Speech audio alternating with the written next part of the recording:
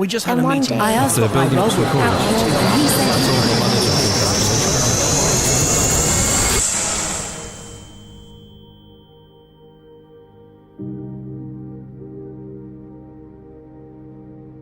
this really started off because we recognised that we were doing quite a lot of work on diversity, but nothing was changing. So we stood back and said, what can we do differently that hopefully creates further momentum?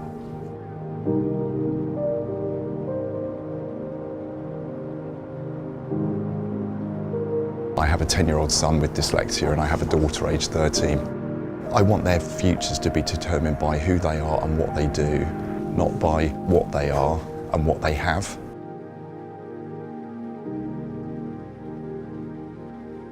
I think it's opened my eyes a lot to what other people go through. That's quite daunting or scary or worrying.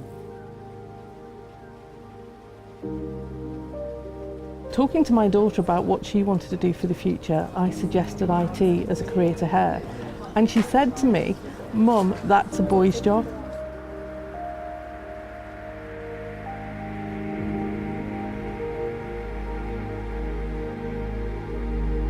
For me, active inclusion is really important in that it's about including everyone. The emphasis is on that kind of that magic when you get groups of people together. If you have replicas of the same person, then you just have that same thing being reinforced. You have different views, and you have a bigger picture. You know, the canvas is a lot bigger. It's a collage.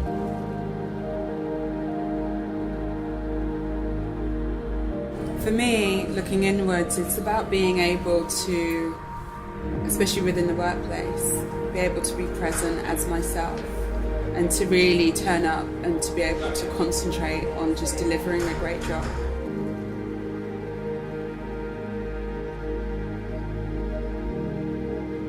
At a personal level, I try and feel as though how it would feel like if I was excluded.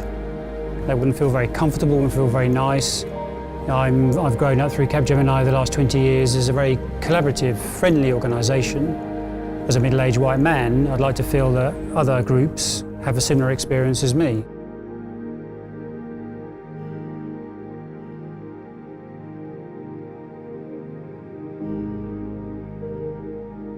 The line, "I don't know what to say," came out of a creative catch-up. We were all in a room, we were throwing around ideas, and it was my own personal discomfort at not knowing whether I can call a black guy.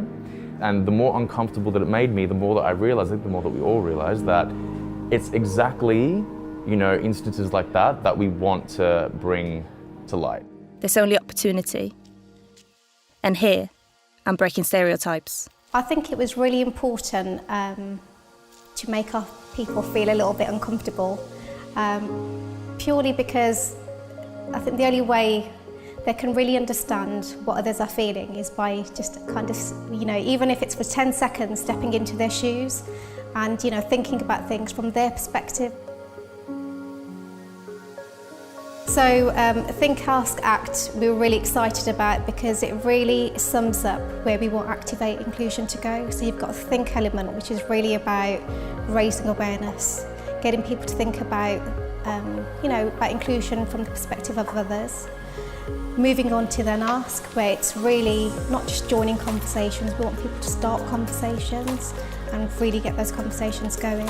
And then lastly, Act, taking real action, doing things differently on a day-to-day basis.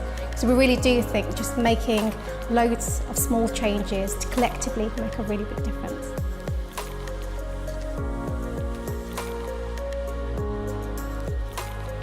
The most important thing about active inclusion is about how we create a movement within our organisation for change. And that's the classic words being used all over the place now. Movements, change, it's all wonderful. But the reality is we can put in processes and policies and procedures to make us more inclusive.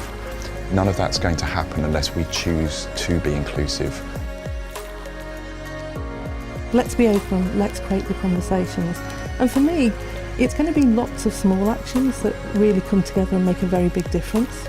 I want to be able to create things that provoke thought, that we can look at ourselves in the mirror and say, we're not perfect. We've made a start. This has to continue.